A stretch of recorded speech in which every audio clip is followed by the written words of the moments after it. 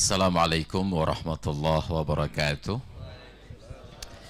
Alhamdulillahi wa kafa, wassalatu wassalamu ala habibina Muhammadin al-Mustafa, arsalahullahu basyiran wa nadhira wa da'iyan ilallahi wa sirajan munira biizni insyaallah. Wa qala Allah ta'ala fil Qur'anil azim wa huwa asdaqul qailin, qul hadhihi sabili ad'u ila Allah ala basiratin ana wa man ittaba'an wa subhanallahi wa ma ana minal musyrikin. Shadaqallahul azim. Wa ba'du. Yang kita muliakan bersama guru dan orang tua kita yang sudah berhadir, Ayah Sob dan Prof, kedua-dua Prof Syamsul Rizal dan Prof Muhibut Tabari.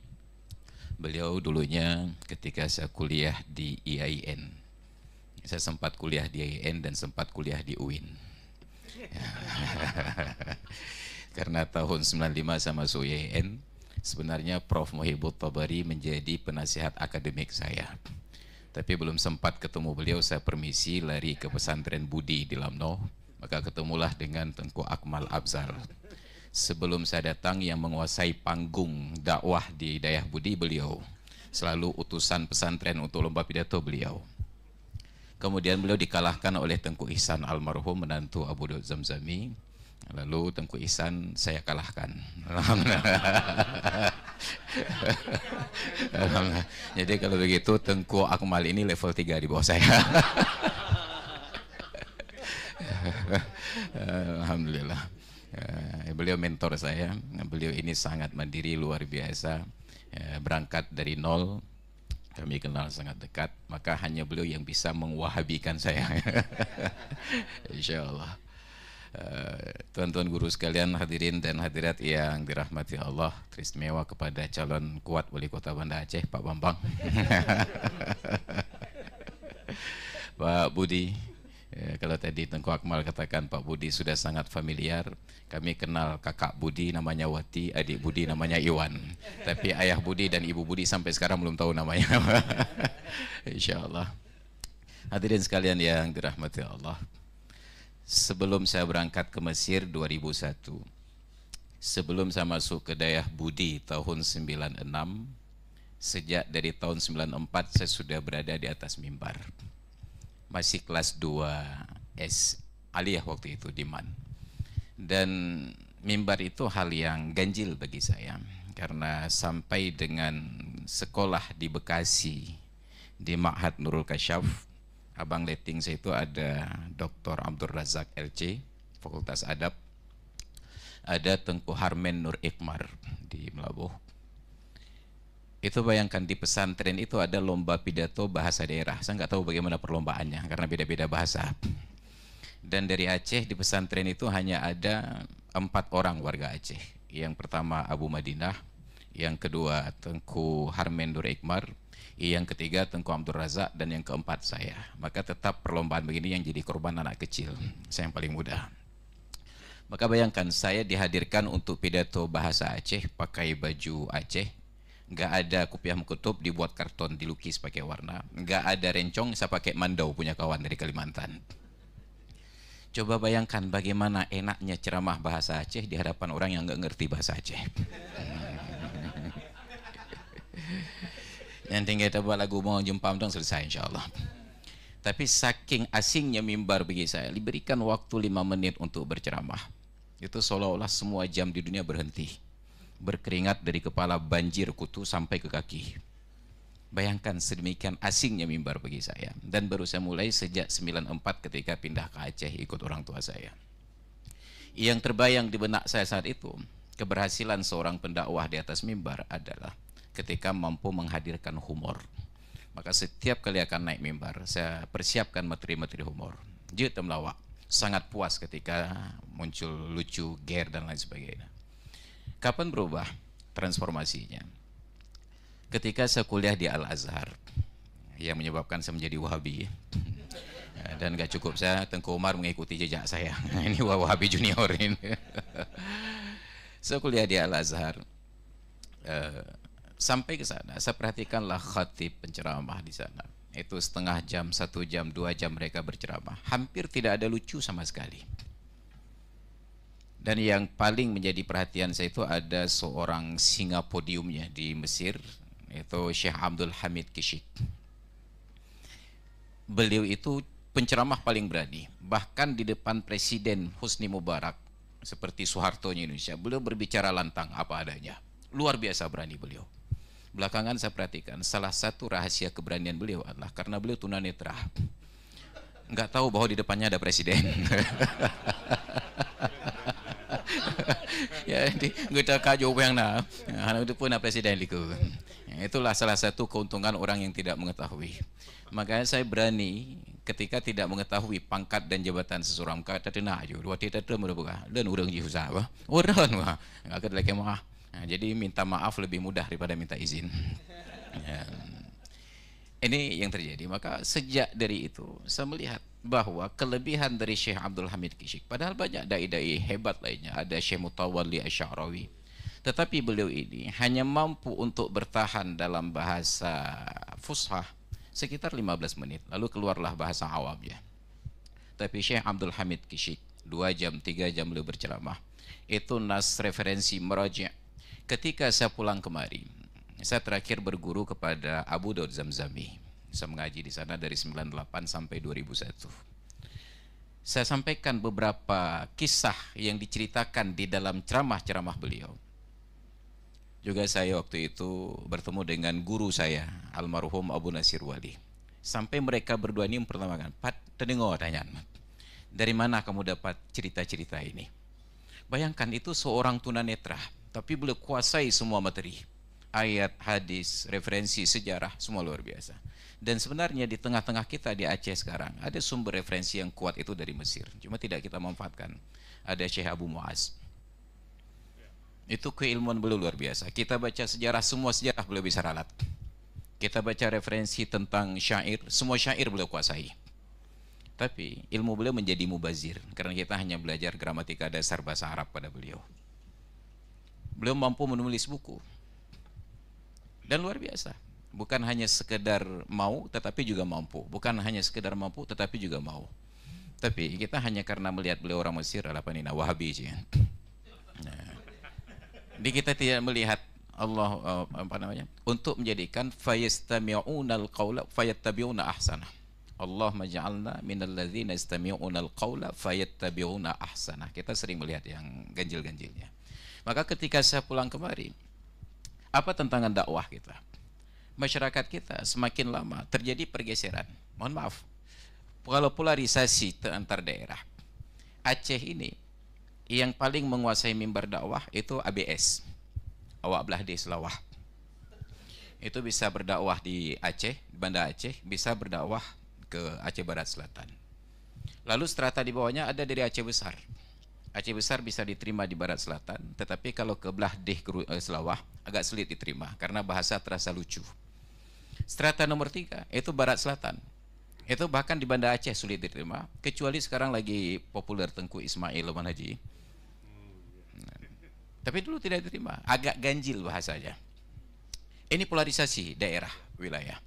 Namun yang menarik, di Aceh Besar, minat untuk lucu-lucu itu tidak terlalu tinggi.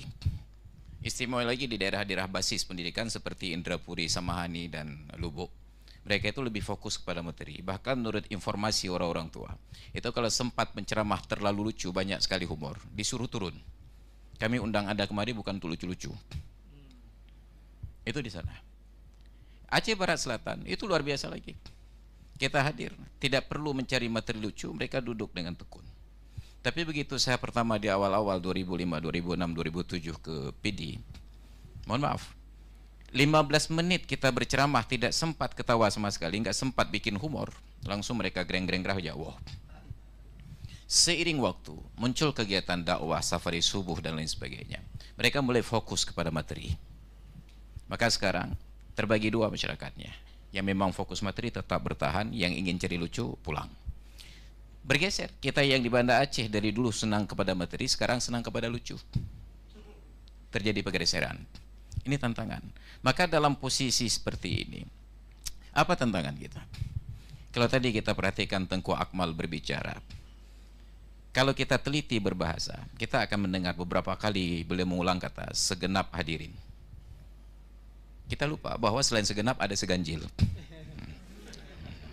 Maka kenapa Indonesia sulit maju? Karena yang membela bendera segenap rakyatmu membela. Berarti hanya yang jumlah genap saja, yang ganjil nggak termasuk di dalamnya. Kita kurang teliti di dalam berbahasa. Padahal kita di daerah itu jangankan huruf, baris kita teliti. Truk bak baris dong pakai. Tapi ketika masuk ke dalam bahasa Indonesia, bahasa mukeluh dia. Saya di komplek masjid Jami' kampus, itu sampai dosen bahasa Indonesia saya gugat. Dosen bahasa Indonesia, S3 bahasa Indonesia gugat. Kenapa Anda tidak merasa berdosa ketika menyebutkan nol dengan kata kosong? Kosong itu kan ruang hampa. Faldi bahasa Arab, bahasa Inggrisnya empty. Yang nol, angka sifrun bahasa Arab, zero bahasa Inggris. Tapi saya tanya, berapa nomor HP-nya? Kosong, berarti hana HP kan? Bayangkan, nggak ada orang yang peduli kecuali saya. Nyan jampu pujoro.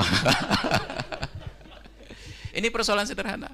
Tadi kita dengar tentang pujian-pujian Tengku Akmal, tapi boleh nggak ikhlas? Ini Tengku Umar Rafsanjani, ini penceramah yang cukup hebat. Anda tahu berapa jumlah nilai cukup? Dalam skala 0 sampai 10, Anda tahu di mana cukup? 6.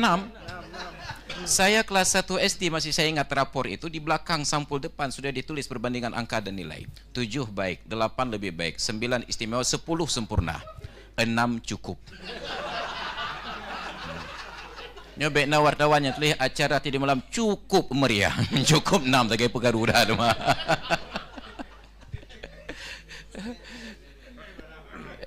kurang 4 lebih kurang 3 buruk, 2 lebih buruk, 1 celaka. Cukup tentang hei tepat negara yang. Maka negeri kita nggak pernah maju karena semuanya serba cukup. Ulamanya cukup alim, pemerintahnya cukup adil, kekayaannya cukup banyak. Bandung cukup. Maka ini negeri yang berkecukupan. Tidak ada kelebihan. Lon truk kenal lu jauh pakai. Maka ketika saya berbicara, saya rekam. Maka menyunau orang jauh gugat, neci pegah. Ceramah pajan. Lon salah pegah, dan salah dengar atau salah hukum. Sampai teliti berbahasa, karena kita di pesantren yang Arab tepat, barih tepat. Maka tadi beliau katakan ada wasilah, ada wasilah. Terus wasilah lu depan. Kecermatan. Maka ilmu dan dakwah kita perlukan untuk memberikan jawaban. Nah, sekarang persoalan kita di Aceh, ada banyak guru-guru kita yang alim, tapi persoalan kerakyatan tidak tersampaikan dengan baik. Saya ambil contoh sederhana. Kita berbicara syariat Islam, tapi pernah kita berpikir bahwa di Aceh yang bersyariat Islam ini perlindungan hukum untuk anak yatim tidak ada sama sekali. Ketika dulu Pak Rahmat Raden almarhum Allah maghfirlahu, ketua sekretaris Baitul Mal, saya sempat bertemu beliau karena di pesantren saya ada seorang anak yatim. Dulunya bukan yatim, saat diantarkan dia punya ayah dan ibu. Tapi ketika 9 hari masuk pesantren saya, ayahnya meninggal kecelakaan. 3 bulan kemudian ibunya datang temui saya, minta anaknya mau dikeluarkan. Saya tanya, kenapa Bu? Berceritalah beliau, Ustadz kan tahu, suami saya sudah meninggal 3 bulan lalu. Iya Bu. Saya baru dapat informasi di telepon dari bendahara bahwa anak saya sudah 3 bulan menunggak biaya bulanan. Lalu masalah apa Bu? Begini Pak Ustadz, di hari meninggal suami saya punya 2 orang saudara, dua-duanya PNS. Di hari meninggal suami saya, mereka ingatkan supaya anak saya yang di pesantren Ustadz tetap lanjut pendidikan. Saya pikir biayanya ditanggung oleh mereka. Maka ketika ditelepon oleh bendahara, saya hubungi ipar-ipar saya ini dan mereka tidak merespon. Ketika hal ini saya informasikan ke Sekretariat Baitul Mal, mereka langsung alokasikan anggaran, minta nomor rekening, langsung ditransfer. Tapi pertanyaan saya, apakah per kasus harus kita sampaikan? Kenapa tidak ada rancangan kanun perlindungan anak yatim bahwa ada ancaman siapapun wali yang mengabaikan anak yatim dalam perwaliannya akan dipidana? Yang betul lah, dengan serius bacun. Kita baru ada undang-undang perlindungan fakir miskin. Fakir miskin dan anak terlantar dipelihara oleh negara. Nah, pertanyaannya, yang menelantarkan anak yatim, apa ancamannya? Akhirnya saat itu ada Bang Michael Octaviano. Beliau juga curhat. di tempat saya Pak Ustadz rumah singgah untuk menampung orang-orang yang sedang merawat keluarga. Tapi karena mereka pulang ada yang sudah meninggal suami, mereka antarkan kembali anak yatim kemari. Maka akhirnya kami sepakat, oke, kalau begitu Pak Ustadz, kita akan sisihkan anggaran dari Baitul Mal untuk bagaimana DPRA merancang kanun perlindungan anak yatim. Baru sedang berproses. 2 Ramadan yang lalu, Pak Rahmat Raden berpulang ke rahmatullah. Dan itu tidak berlanjut. Ini contoh sederhana. Betapa hal-hal yang paling mendasar tentang syariat tidak berjalan. Nah, ketika kita kembali ke tema besar tentang dakwah ini, kenapa harus orang luar yang masuk kemari? Saya termasuk orang yang paling kecewa. Kenapa? Kita punya kapasitas orang alim yang luar biasa. Kita punya Tengku Akmal, kita punya Tengku Omar Rafsanjani. Beliau itu sudah menjelajah ke luar negeri. Malaysia beliau kuasai. Tapi di Indonesia, beliau tidak sampai ke Kuala Simpang. UBI penceramah hebat di Aceh. Land paling jauhnya itu hanya sampai ke Langsa. Bayangkan Tengku Wahid Kiban hebat, Igampung Road Walang Cuan hebat. Kenapa? Ternyata kita terkendala bahasa. Bahasa Indonesia adanya mekelih, patah-patah lagi atap pespa adwin. Popot tahu. Ini kelemahan kita. Diplomasi bahasa kita kalah. Ini persoalan paling dasar. Maka kelemahan kita di bidang bahasa kita coba perbaiki. Maka dayah-dayah terpadu itu mewajibkan muridnya untuk berbicara bahasa Indonesia, haram bahasa Aceh. Apa yang terjadi sekarang? Banyak anak-anak yang sudah lancar bahasa Indonesia anjir bahasa Aceh. Anjir bahasa Aceh. Saya dari kecil tidak pernah diajarkan bahasa lagi kuak mal yang depan ke ini budi, ini ibu budi, ini bapak budi. Kelas 1 SD saya dipindahkan oleh orang tua sekolah ke Kampung Utan Ciputat di belakang kampus IAIN Syarif Hidatullah. Masuk SD Negeri Kampung Utan, saya hanya perlu waktu seminggu untuk bisa berbahasa Indonesia. Maka begitu saya berkeluarga, lahir anak pertama, anak kedua, saya ajarkan bahasa Aceh. Pandai bahasa Indonesia. Lahir anak ketiga, keempat, oleh abang dan kakaknya diajarkan bahasa Indonesia. Tapi nuhan yang buat Aceh. Ini persoalan kita.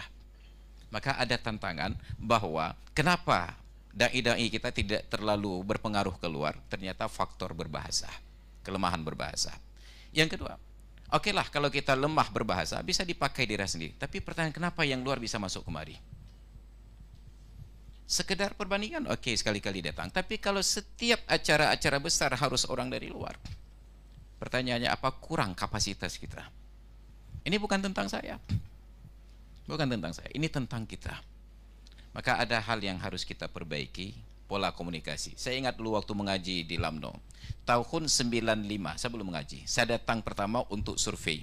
Saat itu ada seorang ulama dari Bengkalis datang untuk menjemput 4 orang guru. Dan ternyata saat dipromosikan tentang guru-guru ini akan dibawa keluar, mulailah kami di Lamno guru-guru itu belajar mengajar dalam bahasa Indonesia. Nyah napa apa lucu, lucu gerawan. Ini tantangan kita. Maka kita bukan lemah di bidang penguasaan materi, tetapi lemah di bidang penguasaan bahasa. Maka setiap kali musabaqah qiraatul kutub, yakinlah peserta-peserta kita akan lemah di bidang penyampaian bahasa. Kita bisa luruskan i'rabnya luar biasa, tetapi kita lemah dalam penguasaan bahasa. Kenapa dulu ulama kita hebat? Kenapa dulu Abu Krungkali? Kenapa dulu Abu Ya Mudawali? Ingat, Abu Ya Mudawali latar belakang beliau Sumatera Barat. Maka di Aceh, seluruh daerah Aceh yang paling fasih berbicara bahasa Indonesia itu bagian barat selatan Aceh, khususnya Aceh Selatan. Ini terjadi. Maka ada perbaikan bahasa. Yang kedua, kekecewaan saya dulu pernah ketika waktu itu Wali Nasir masih di Dinas Daya. Kepala Dinas Daya Pak Bustami Usman. Kekecewaan saya, kenapa kurikulum Daya itu harus belajar ke Jawa? Dulu orang Jawa belajar ke Aceh. Mohon maaf Pak Bambang. Dulu orang Jawa belajar ke Aceh. Kalau memang ingin belajar kurikulum, kenapa tanggung harus ke Pulau Jawa? Kenapa tidak langsung ke Arab? Ini PR yang kedua. Maka saya sangat kecewa, tetapi saya tidak tahu harus berbicara ke siapa. Yang ketiga, sekarang dakwah kita itu hanya dakwah mimbar. Kita lupa tentang dakwah bilhal. Dan saya sampaikan selalu, saya hari Jumat kalau tidak baca salam serambi, saya tidak baca headline kemarin, saya tidak tahu materi apa yang sesuai. Maka saat kita berbicara tidak sesuai dengan kondisi tuntutan keadaan, itu jemaah akan mengantuk. Maka saya sampaikan ilmunya, saya sampaikan sedikit resep-resepnya menurut pendekatan agama. Dan itu kita buka ruang diskusi. Tapi yang terjadi begitu sedikit berbeda pemahaman, saya dihujat habis-habisan. Dihujat, bukan diajak diskusi. Maka saya ingin kita ini yang menyatulah. Kalau memang ada yang salah, kita ajak diskusi. Jangan menghujat, karena bahasa menghujat itu merusak citra kita orang pesantren. Kita diajarkan untuk menjadi orang yang santun. Maka selalu dalam komunikasi, baik langsung di dunia nyata, dunia maya, saya mengkritik penggunaan bahasa-bahasa yang vulgar, yang kasar. Kenapa? Kita ingin menjadi pribadi yang santun. Menyatu mana anak pupruno agama orang cekung. Karena di daerah lain bayi yang lahir keluar kata oa, kami tinggal ada 2 huruf di tengah-tengahnya. Nyacadaro mo. Bentenya yang huruf di tengah dua kerak. Bukan lagi oa, ciataro ya. Kita sedang bertransformasi, mengubah dari yang ada itu menjadi awal lagi. Ya, ini yang harus kita ubah. Maka mudah-mudahan dakwah-dakwah ini menjadi sebuah jawaban. Dan terakhir, karena tadi berhadapan Tengku Umar yang pelit-pelit Wahabi. Ingat, salah satu yang menyebabkan mereka sukses, mohon maaf dalam tanda kutip, karena kehadiran mereka sejuk dilihat oleh umat walaupun ilmunya keliru. Pakaian mereka, salat mereka berjamaah di awal waktu, pola komunikasi. Dan ketika saya coba menyampaikan otokritik untuk dunia pesantren, untuk internal kita, saya dianggap Wahabi. Kita tidak berbicara tentang hukum rokok halal ataupun haram. Tapi ingat, orang-orang yang pikirannya maju tetap menganggap merokok di ruang publik itu tidak sopan. Itanya orang daya, wati merokok cirukok di rumah. Makan tongku. Menanta duduk semayang, batika musola, rukuk dia dah duduk. Ini saya tidak berdebat tentang halal dan haram. Kita berdebat tentang etika dulu. Maka sering saya buat narasi. Suami yang baik, ketika dia makan enak di luar, dia bungkus bawa pulang ke rumah. Suami yang kurang baik, dia makan enak di luar, sembunyi-sembunyi. Dia makan enak di luar, dia hapuskan baunya. Suami yang jahat, dia bawa makan enak, dia bawa pulang ke rumah, ada bekasnya. Tapi yang paling jahat, dia makan enak di depan anak dan istri, saat istri dan anaknya minta, "Habe, ada ke?" Dia pertontonkan nikmatnya makanan tersebut, tapi dilarang istri dan anak untuk menyentuh. Dan itu hanya mungkin terjadi pada orang yang merokok di depan istri dan anak-anaknya. Maka harusnya ketika kita merokok depan istri dan anak, terperhatikan kau tahu. Ini bukan tentang fatwa halal haram merokok, tapi tentang etika kita. Tapi kita lupa. Makanya menyebabkan orang-orang salafi ini lebih diterima daripada kita orang daya. Dan yang terakhir, kita tidak hadir di tengah-tengah mereka. Mohon maaf, ini yang berkembang dalam masyarakat. Kita orang daya hanya datang untuk mendemo masjid. Di hari kita demo, kita usir Wahabi, penuh masjid. Hari-hari berikutnya kosong. Kita tidak siap untuk bertahan. Dan itu harus menjadi otokritiknya. Bagaimana pegang yang kayak promosi Wahabi. Ini kesalahpahaman. Dan ini harus kita persiapkan supaya kita menjadi generasi yang tangguh. Dakwah kita itu bukan hanya menguasai di atas mimbar, tetapi mengakar ke dalam masyarakat. Baik hadirin sekalian yang dirahmati Allah, kebiasaan makmik jika tua ada bio. Ya, demikian sekedar provokasi dari saya. Terima kasih atas perhatian. Mohon maaf atas segala kekurangan. Hadanallahu yakum ajma'in. Assalamualaikum warahmatullahi wabarakatuh. Warahmatullahi wabarakatuh. Terima kasih kepada Ustadz Masrul, Wali Kota Cotkeung ya. Memang beliau cukup teliti. Kalau ada tusudan, setiap narasi tusudan di media sosial sampai titik saja beliau koreksi. Makanya kalau tulisan saya nggak begitu